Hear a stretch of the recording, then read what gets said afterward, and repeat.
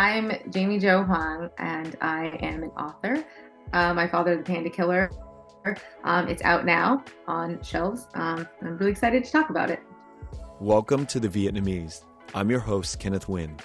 Being part of a culture of nearly 100 million Vietnamese people in the world today comes with a lot of pain, proud history, and privilege. Join me as I highlight and explore the Vietnamese experience from all over. Thank you so much. Congratulations on the book, My Father, the Panda Killer. I've gotten to read it, and it is riveting from page one. So congratulations on putting out such a beautiful work. Thank you. Thank you so much. It's been really scary for me to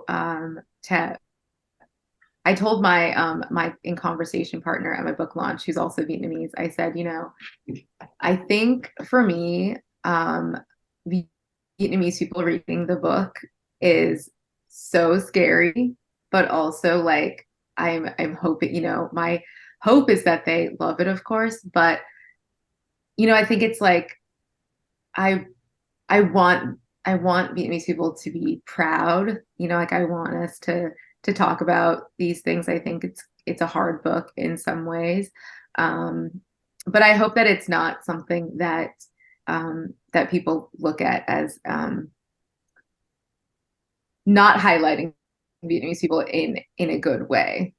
I think I tried really hard to be honest, but also, this to me is like a love letter to Vietnamese people because I love our culture. I love who we are, who we've become. But I think to get here, it has been challenging, and I think it's kind of time that our generation talks about all the things we've had to overcome and endure. And so my hope is that this is just like a conversation starter for us and all immigrants, really. Well, I'm going to say this, and I'm going to get explicit. The book is raw as fuck, and you don't get to read that kind of expression in a lot of books. And it really I'm like reading it going, holy shit. But then what I'm thinking about the whole time is how much of this is autobiographical? People ask me that a lot. And I used to give a percentage. I used to say, this percentage of it is true. And how I like to describe it now is, probably the first draft of this book was completely autobiographical. And then with every draft, and there's been like hundreds of drafts, it gets further and further away from my specific truth. But I think the foundation of it is 100% like, yeah, it's how I felt growing up. She is very much a part of me. But in order, I think, to be kind of honest about some things that like I think I'm probably really embarrassed about now. I did have to like break her apart from who I am, in order to talk about things like her relationship with Jackie and like, not liking being Vietnamese and shying away from the culture that we grew up with, but also wanted to like dismiss because we were trying to be so American and fit in with like our American friends. So yeah, I would say the undercurrent of it, the foundation of the book, is my story. But as each draft got, as I finished each draft, she did become her own person. I don't know where to start other than when did you begin to think of yourself as a writer? Oh man, okay. So I have a kind of a funny story about this. So I know we're rivals because I went to UCLA. I know you went to USC. Like, um, but so I went into UCLA as an undergrad, with no, I think I was undeclared, so I didn't have a major, and it was my first year. And I was just walking around campus, and on the sort of very far end of the campus, like way north campus, the film school was there. And I went in and I was like, oh, this is kind of cool. Like, I saw these film posters and the buildings seemed kind of interesting. And at this time in my life, like I'd seen probably 20 movies. Wow. Like I hadn't seen that many, we weren't a household that watched a lot of, especially American movies. I did watch, I will say, like, the Fimbo. Yeah. My mom and I would watch those together at like 50 cents, right?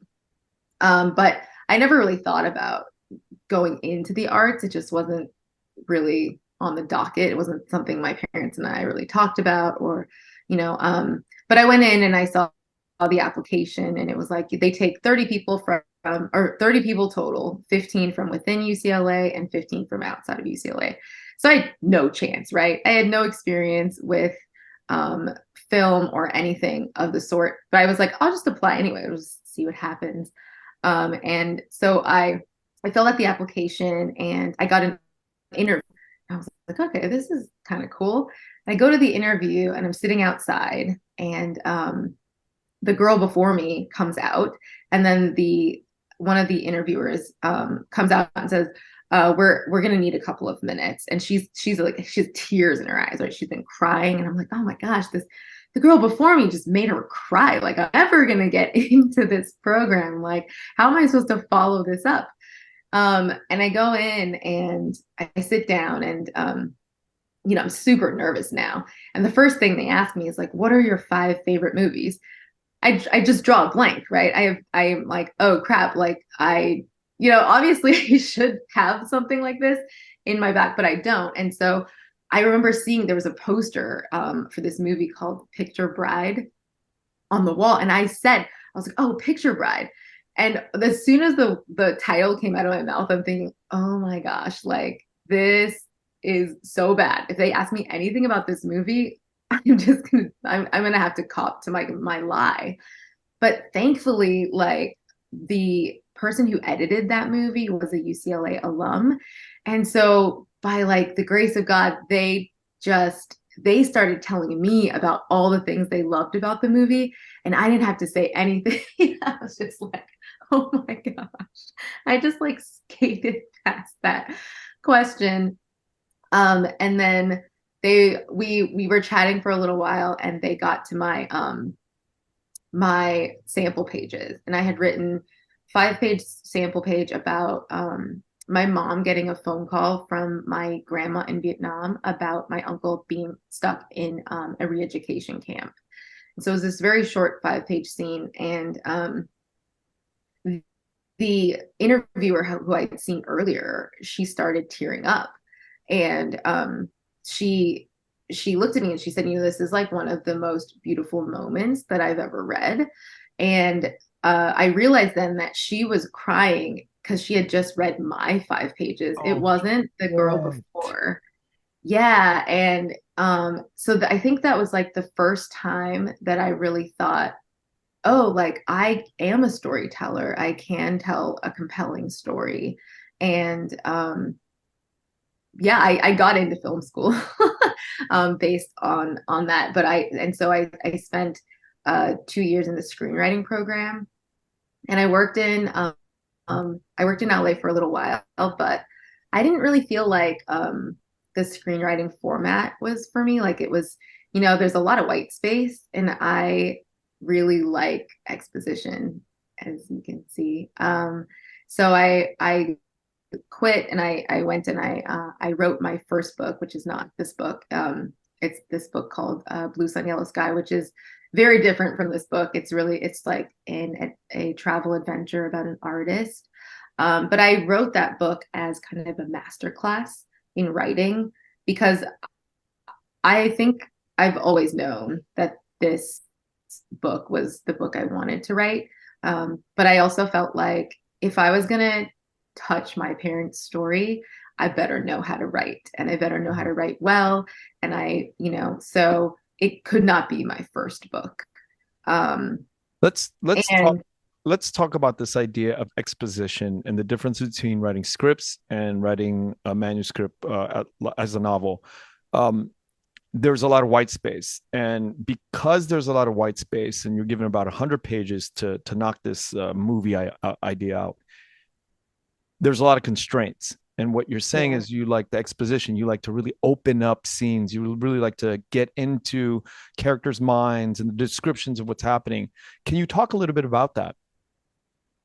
Yeah, I think I enjoy the aspect of like seeing things as a character is seeing it.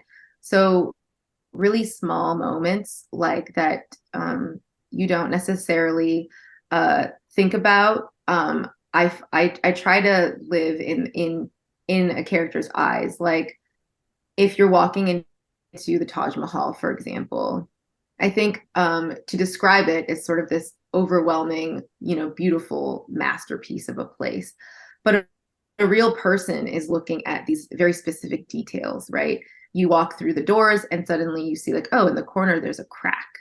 And for me, the minute details that a specific person observes um, is what brings a character to life for me. It's what shows you what's going on in their mind at the time, what things influence them, what touches them emotionally, and sort of how they're seeing the world. And I think for me, um, being able to expound on like the different colors and the schemes, and to not have to think about budget or um, you know not having to like squeeze everything into 3 lines, I think really helped me find my characters, my story, and I don't know, it was really freeing to be able to say, like, the world is my oyster, my characters can go anywhere, and I have an unlimited amount of space. I mean, not really. They do want it to be like less than 85,000 words, but by comparison, it's just yeah, it's a I think I like a more full flower is kind of the way like I Yeah. I see it. Like I think when I was doing screenwriting, I always felt like I had just the bulb and I couldn't get it to bloom. Yeah. Yeah. And I can imagine that training for those years of compressed writing within script writing really helps that you have to really succinctly tell an idea, express something about the character or the description of the place, then that constraint is probably help you condition that muscle to really say, I want to give it a full picture, but I have also constraints, and it probably does it really well, transferring that screenplay writing ability over to now having a bigger canvas, but then at the same time knowing that there's word economy, right? Yeah, I think I think I am a very visual person. So as I'm writing, I do imagine like in my head, this is kind of how it works, but I do like visualize it. I do see it, and I look for the sort of very specific details, but I think that I do sort of um think in a movie world and then translate it into like book world. To me, like everything is very visual, and I think that yeah, that conciseness was super helpful. The techniques I learned in screenwriting, also, the pacing. I think understanding that like was super helpful, and to this day, I still follow it. I think, yeah, I mean, everything kind of blended Yeah. together in this sort of beautiful way, I think, in the writing. After I read the book, I was wondering why or how the idea of classifying this book as a young adult or YA, because it doesn't, I mean, I understand how it can be classified as a YA novel, but did you set out to write a YA, or was it like the publishers that said, what, we need to classify this somewhere, and they bestowed this sort of like this classification on later? Like, how did that work? I did not set out writing it as YA. My first book is adult. I don't really I try really hard not to think about the marketing aspect of the book while I'm writing it. Because I find it too like stifling. Yeah. When my agent and I were talking about how to go about marketing it, she sort of said like the thing is like this book can fit squarely in YA because of the ages. And adults read YA books, but young adult readers do Hmm. not read adult books. So if we want a broader audience, it's best to frame it as YA, and adult readers will still pick it up. But you will lose the young adult audience if you market it to just adults.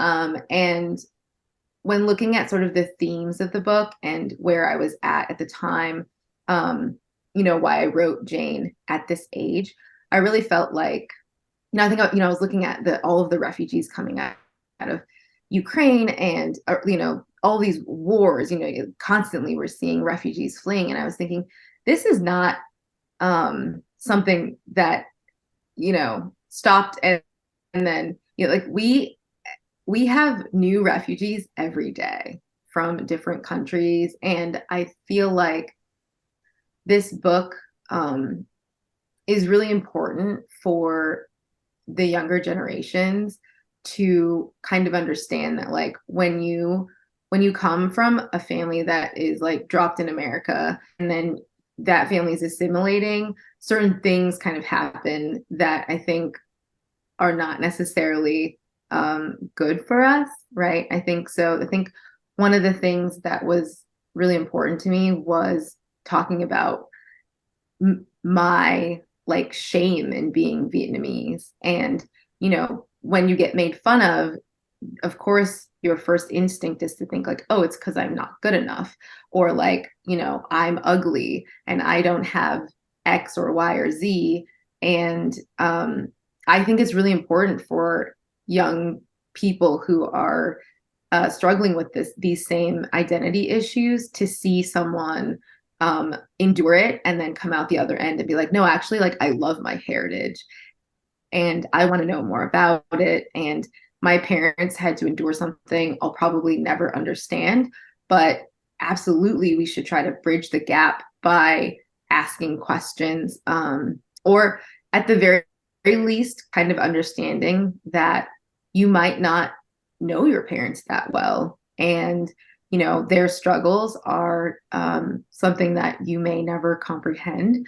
But I think for those of us who have had parents who had to endure such difficulties, I think it's important for us um, to understand that there's a certain level of empathy that we should allow. The book is split into the present and then goes back into the past with with Jane's father's character. Um, and that empathy shows up. The empathy of you as a writer shows up. And I wanted to ask though, because it was brilliantly done, because you got into the mind of your father's character or Jane's character, and it was special because all of the things that were recreated or created, or did you talk to your dad about it? How did you accurately make me? How did you make me believe that it was so accurate, and the descriptions of what he went through as the journey of getting out of Vietnam and all of these things were like, wait, are you the writer of, is the dad the writer? Like in my mind, I'm like, how do you know this? Because it's so realistically coming out of the voice of the character of the father. And I really wanted to applaud that and bring that to mind, that it was just like, because it could have gone another way, which is like you're trying to do it, but it's like off because you're born, you're not really, you didn't grow up, that you didn't live through that. How could you have Yeah. explained that so well in the writing?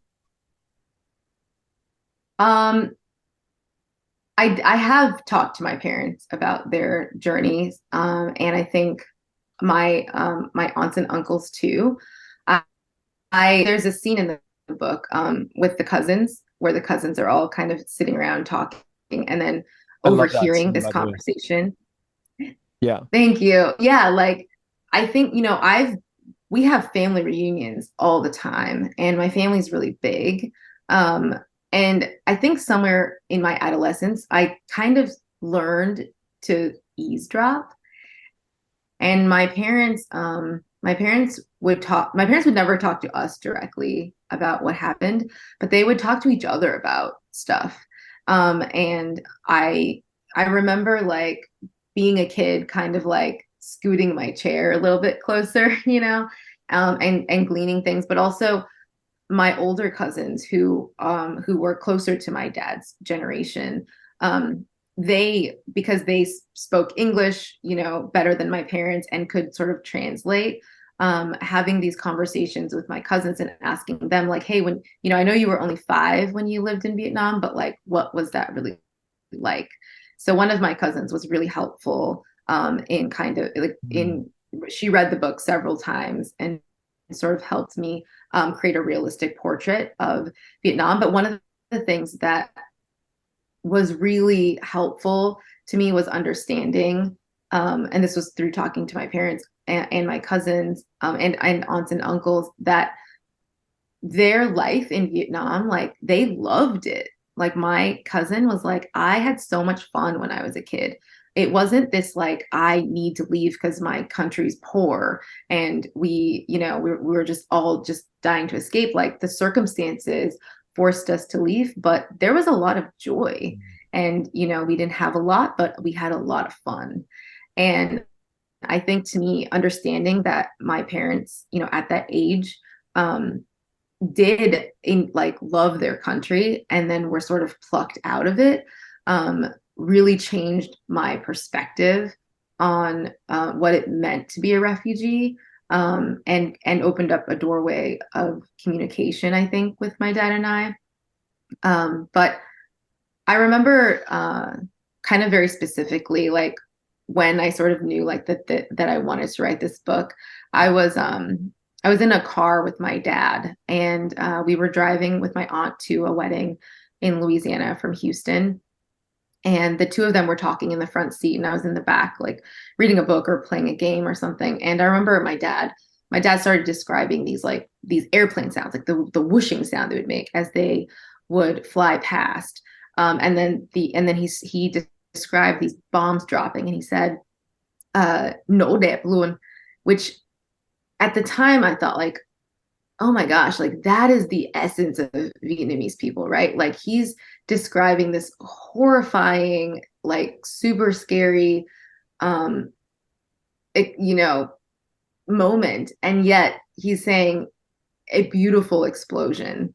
And I thought like, yeah, like that's the essence that I want to capture. Like that's who I believe Vietnamese people are. Like that's who I believe my parents are.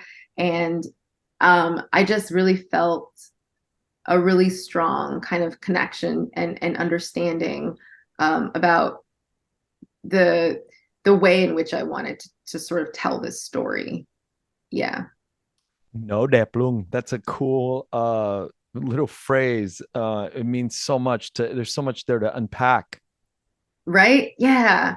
I mean, I feel like that's so true of the Vietnamese language in general, Yeah. right? So like the fewer the words, the like more impactful they are in a lot of ways. Yeah. So what is the difference?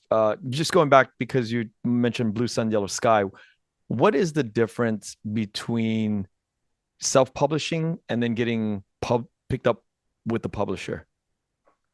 Um, the difference is it takes a lot longer to get a publisher, and the marketing arm, I think, the reach that they have. Um, for me, like I always knew that this book and the next book I'm working on were kind of my like undying dream books. And I, when I wrote my first book, um, I I had reached out to a few agents and editors, and everyone was like, "Well, it's really hard to launch a new author." And they're like, usually it takes about 6 months to a year to get an agent, and then an editor will take another 2 years before you'll see the book published. And I was thinking, um, I don't want to spend 3 years on this book. I want to spend 3 years on this next book. And I also had read a lot about people saying, like, even if you get a big publishing deal, you still have to do a lot of of the marketing on your own. And so I thought that would be a good crash course to also have, to know like, okay, what can I do, with social media? How can I push this thing myself? Learning how to build a grassroots campaign was trial by fire. But it was also really helpful in this process too. Hmm. So weirdly, I kind of highly recommend it, just because if you understand, like it helped me also ask the right questions when I got my publishing deal, to be able to say like, hey, what is your marketing plan, and like who do you plan to reach out to, what audience are you going to like be pushing this to, what is the are you going, is this like you're going to put it on the shelves and see who finds it, because that does happen to a lot of people, or is this, do you have a long-term plan, are there goals? And the cool thing about my editor is that they're not just looking at sales, they're looking at libraries and schools and how to get your book into the hands of people who are going to connect with it most. And that was something that I did not have access to, as an indie author. But what I did learn as an indie author was that you can email anybody. Like, all you have to do is find the email address, and then you send out 4,000 emails, and a certain percentage of them comes back. But those relationships are really fruitful, and so I have no qualms or fears about just reaching out to strangers, Yeah. which a lot of people have fears of doing, and I think that kind of prevents them from Right. getting to the next step. So that was also super helpful in sort of knowing like, hey, I'm gonna have to email probably 100 agents, and then my agent submitted it to, I think she submitted to 18 editors, and I feel like I got very lucky. This book was my editor who I ended up going with. She was super excited about it. She called basically everyone at Penguin and was like, I want this book, back off. But then there was also someone at Macmillan, and this the deal went very quickly. There was a bidding war, and I think that having sort of known like my audience and being able to say like, hey, I'm going to come to you with an audience, right? I have a Twitter following, I have an Instagram following. That helped get editors really excited about it and jazzed about reading something probably earlier. I think it kind of moved it up Right. their sort of stack. To me, I think the two can go hand in hand, and I don't know that I would recommend one more than the other, unless specifically that like you do not want to do any marketing and you have trouble reaching out to people. Then for sure, like you're going to need like the big five. But to be honest, I think it's actually big three now because of the mergers. But I think not, like, to be an author and say like I don't want to do any marketing, like that's just not really practical anymore. Right. You really have to put yourself out there and still really push for yourself, I think. I'm probably not reading between the lines very well, but I'm going to give it a crack, which is it sounded like Blue Sun, Yellow Sky was your kind of practice, right? Practice all things business, all things writing and all that. Yeah. And then you're like, okay, well, I'm going to really knock it out with My Father, right? But I'm thinking to myself, is there a difference in the quality of the writing between the two books? It's, I don't know if it's the quality of writing. I think it's the emotional depth. The Blue Sun Yellow Sky was written as this sort of homage to a love of art and travel.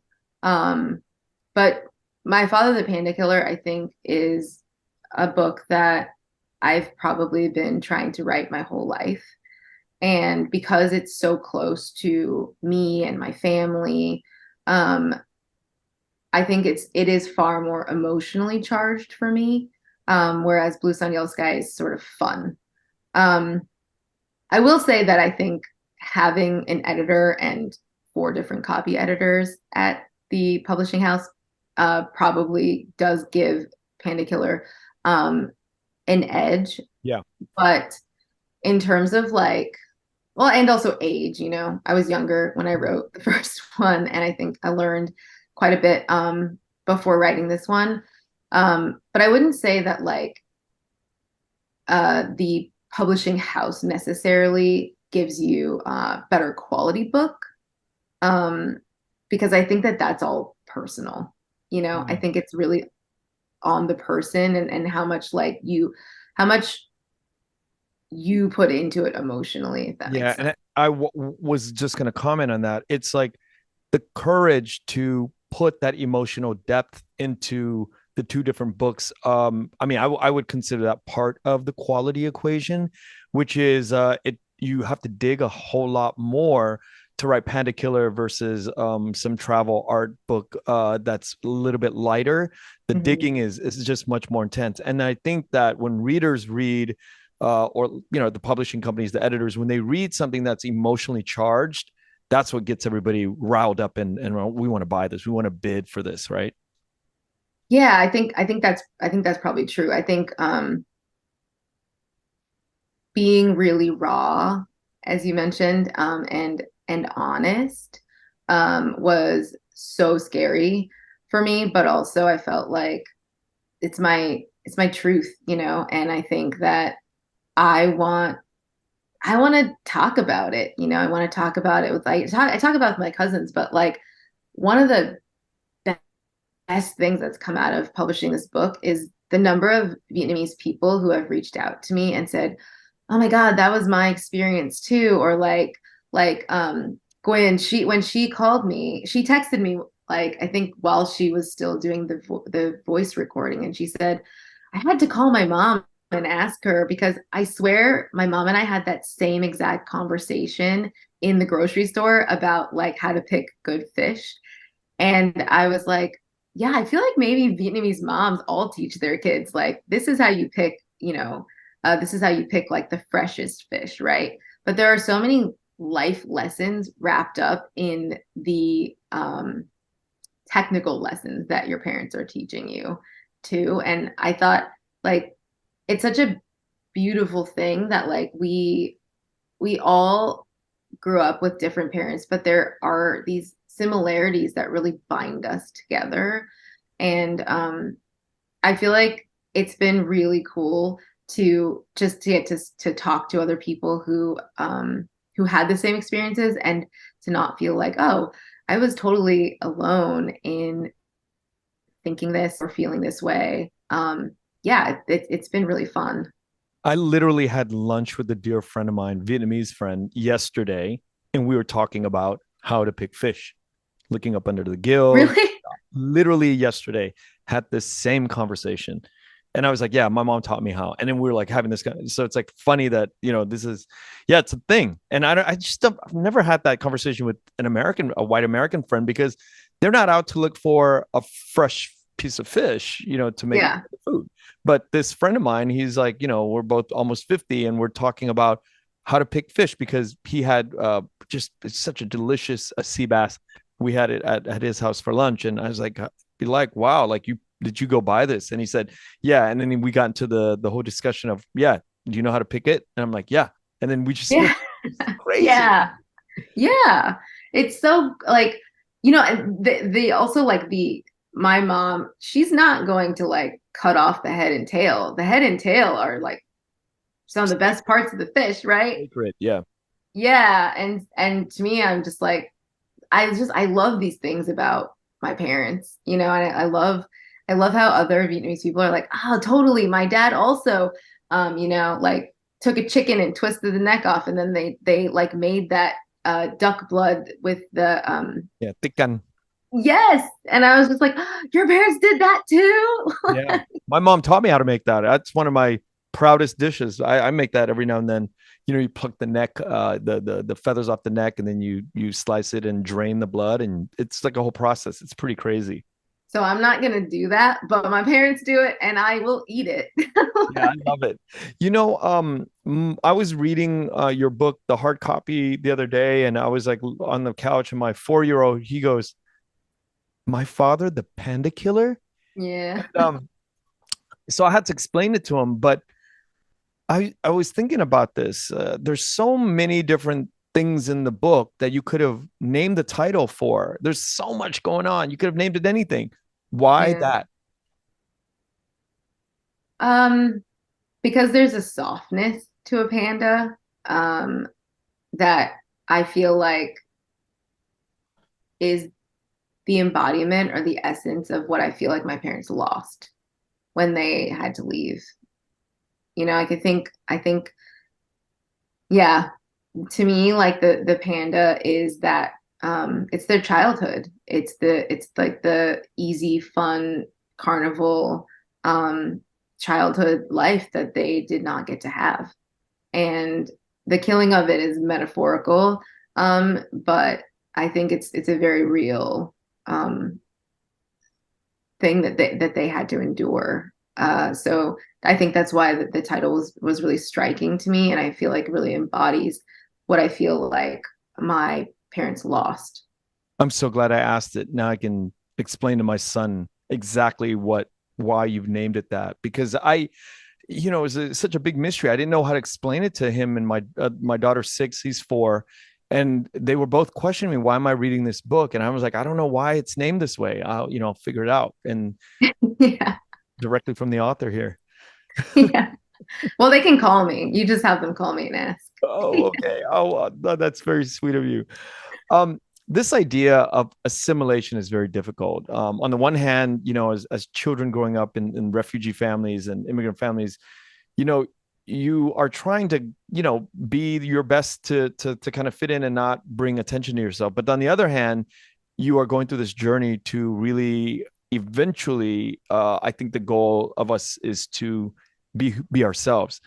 Uh, how did you begin to kind of understand this as you were living life, that assimilation is not cool? Being yourself is cool.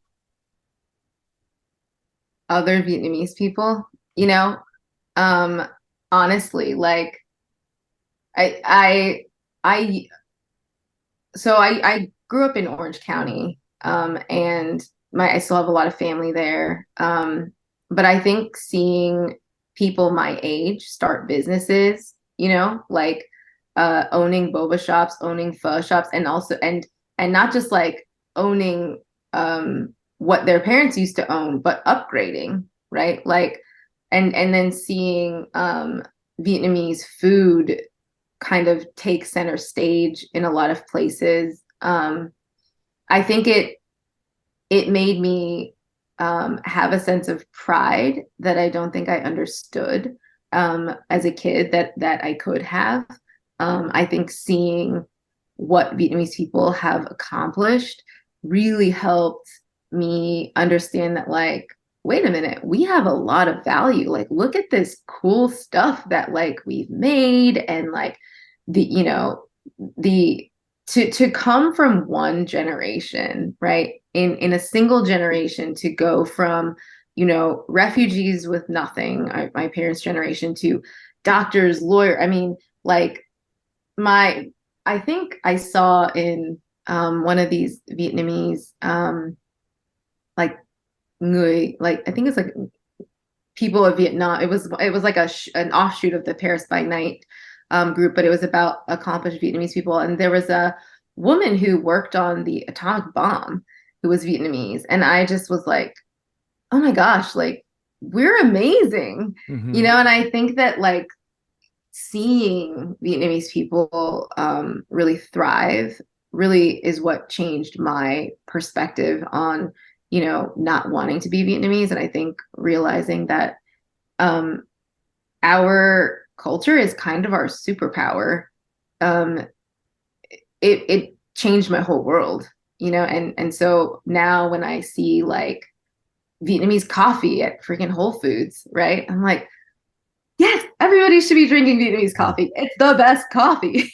Like, what, you know, and then, I mean, I think that Vietnamese people have a kind of grit, um, that I have not really seen in other people. And it makes me like so proud to be Vietnamese. And it makes me want like my son to know, where we came from, where we're going. And yeah, I think just honestly, it was other Vietnamese people. Yeah. What does it mean to be Vietnamese to you?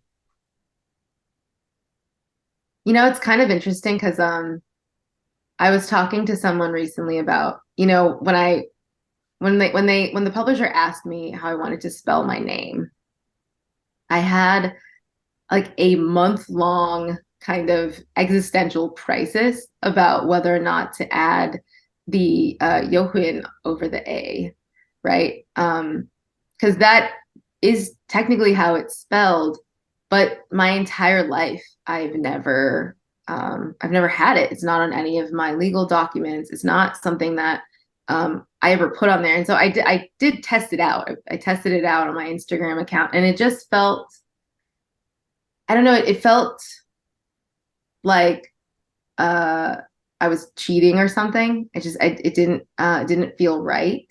And so I took it off, and I think this is something that I feel like is sort of a second gen um problem, is that, you know, we grew up in America, and so I think being Vietnamese for me is it requires like a search.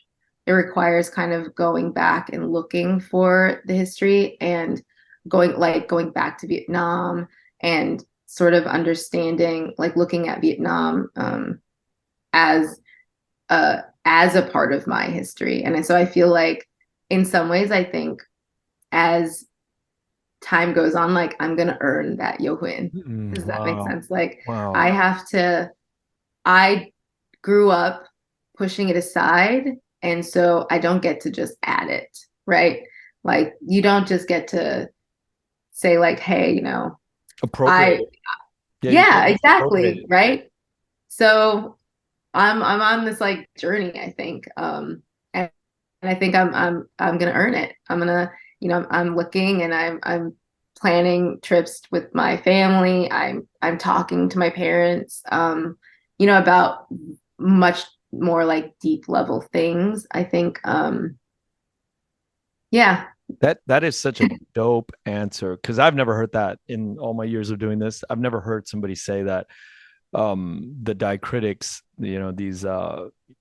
these signs are something for our second generation to earn, because you're right, it does feel weird to kind of appropriate it when we've skated by just not having these weird symbols on our letters, and no, we don't have to answer to anybody. So walking yeah, backwards and digging back gives us this sort of this approach to digging back and earning it, as you said.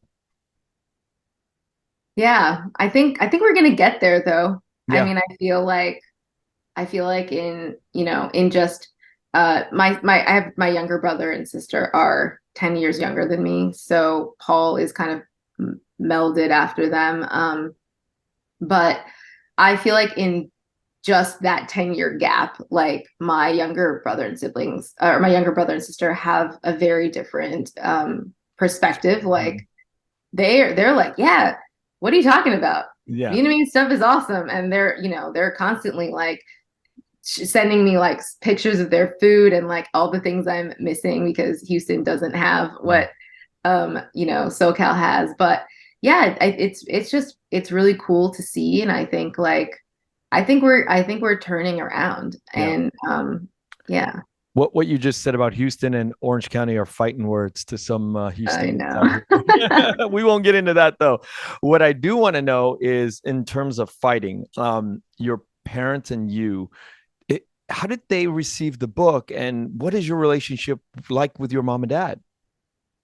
Okay, so this is kind of funny because my parents like my mom bought three copies of the book, and my dad, my parents have a copy. My dad was like, uh he's like, My Father the Panda Killer. He's like, I feel like that's a very cool title. It's very eye-catching. And in my head, I'm thinking, what do you think that's about, Dad?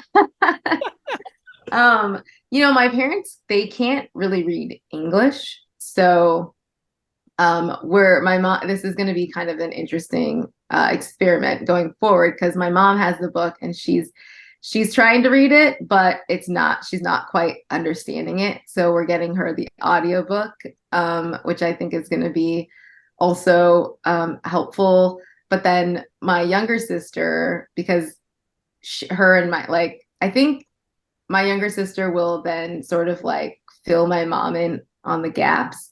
But my parents and we had like I think as any like kids and their parents, right, tumultuous relationship um, growing up because my dad was like really hard on us. And a lot of the stuff that happens in the book is true. And I think if you ask my dad, he'd just be like, yeah, that's, like, that's how like we raise our kids, that's how we rear them.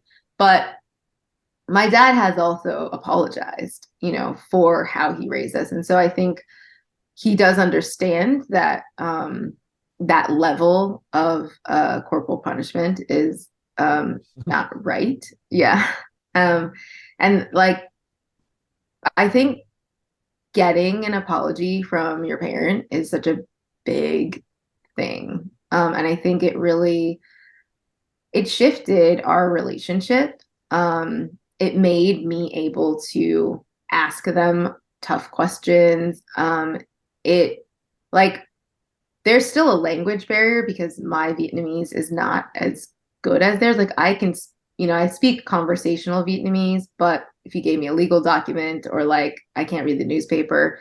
Um, so there's still a disconnect, but we've sort of learned to understand that when I was younger, we would have these conversations and I would just jump to anger so fast because my dad would say something and I would just be like, that's so mean, or like that's so insensitive or so rude.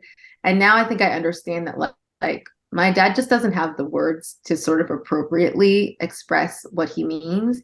And if I give him time, I will get to the crux of it. It just takes longer. So we have that understanding and our conversations kind of loop and they are still frustrating sometimes, but I would say like 80% of the time now, we get to the actual like truth of it. And it's not ever what I think it was before. Um, and so I think, in writing the book, like I think my parents are really proud. I think my dad has told me kind of my whole life that he's like, our stories, like Vietnamese stories, are so important, and our generation is gonna pass, not too long from now. And I think it's really important that these stories get captured. So I feel like my parents are really excited and proud that it's out there. And I told my parents specifically that like this book is not a retelling of their story, and it's fiction, because I feel like there is a generation of people who endured this journey and who can tell that story with authenticity. Like this book is really a second gen book. It is written by a second gen, told from the perspective of it, and it's about bridging a gap. It's not about giving you like the totality of our history. And so I think my dad really liked that idea, because I think for him too, on some level, he's like, you can't necessarily know all of the feelings that we had in coming over and all of the difficulties. And also there were some really tough things I think my mom in particular endured in coming over. And when we would talk about it, she didn't necessarily want to give you the details.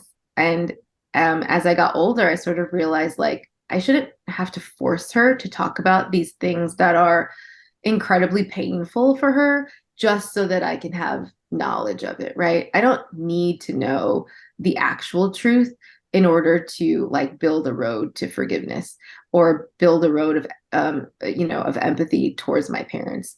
I can sort of fill in the gaps myself with whatever they're willing to give me. And we can go from there, and that's perfectly okay. Um, Yeah.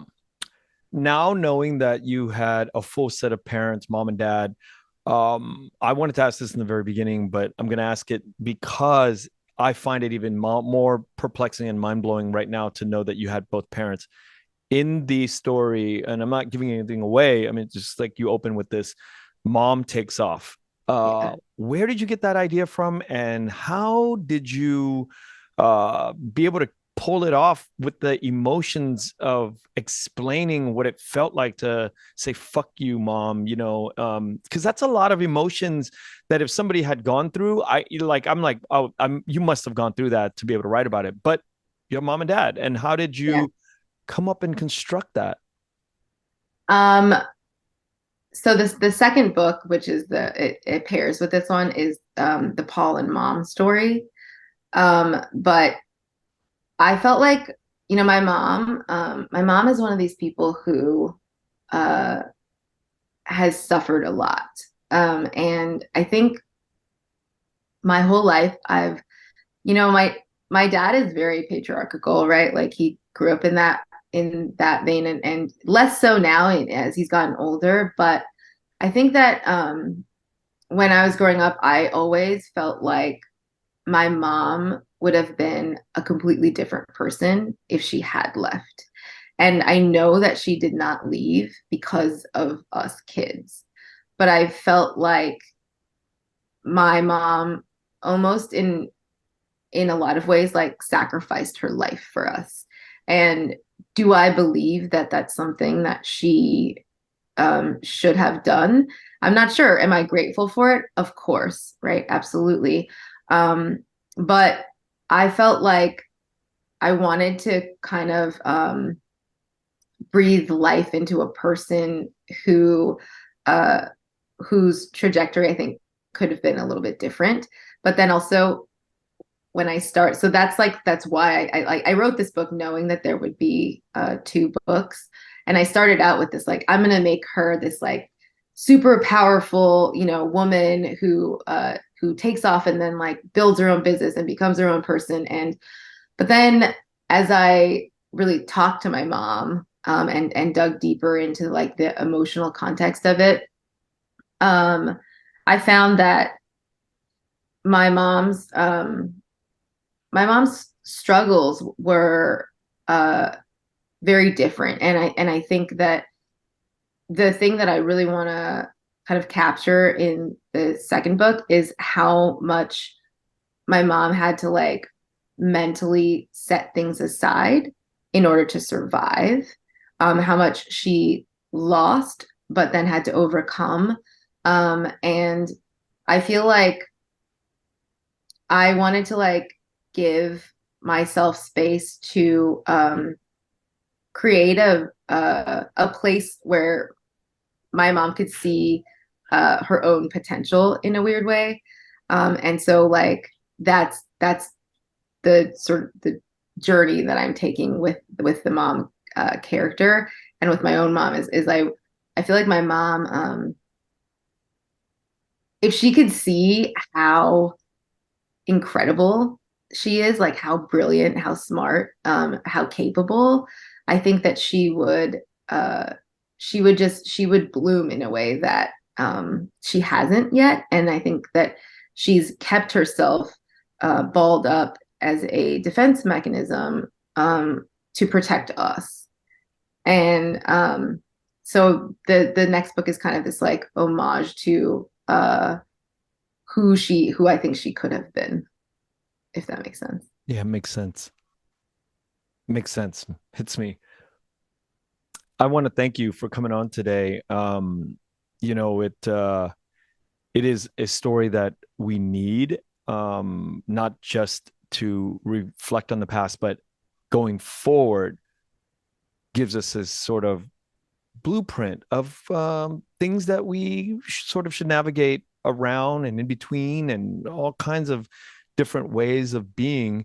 And where can our audience find the book?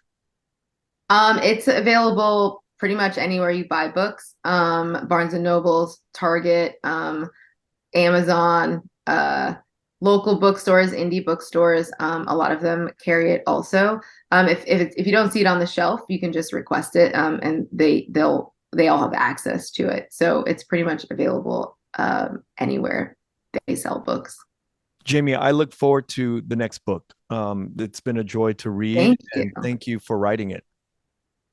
Thank you so much. Thank you for talking to me. Thank you for doing the work that you do in amplifying Vietnamese voices. I think I looked at the other people on your podcast and I got really nervous because I was like, oh, these are all the people that I like look up to, and people whose careers I admire, business people who I just am like in complete awe of. I think you're the resource I was talking about, wanting to have, in finding, the talent that like I've always known we had, but I just didn't know like where to look. Yeah, so thank you I'm for glad. everything. I'm glad that you're added to the pantheon of Vietnamese people. And lastly, I want to shout out to Quing for recommending me to reach out to you to get you on the podcast. So, Quing, thank you so much. Yeah, me too. Gwen, oh man, her work is amazing. I mean, the first time I listened to my own book, um, it made me so emotional because I felt like she really embodied the character. And it was like reading someone else's book in a weird Wow. way. She's so talented, and I was just so grateful when I saw her name. I knew of her, and I was like, yeah, please, whatever we have to do, can we just, I don't know what the contracts are like or any of this business, but please, can we just make Yeah. this happen? And she's been so supportive, so gracious. So, I mean, I love her. Yeah. I just love Wonderful. Well, thanks again, Jamie. And I hope to talk to you very soon. Yeah, you too. Thank you so much for having me. Thank you. Thank you for listening to The Vietnamese with Kenneth Nguyen. Special thanks to Brittany Tran, to Jane Nguyen, Catherine Nguyen, Tina Pham, Sydney Jamie, and Christo Trin. Please find us on Instagram, Facebook, and TikTok at The Vietnamese Podcast.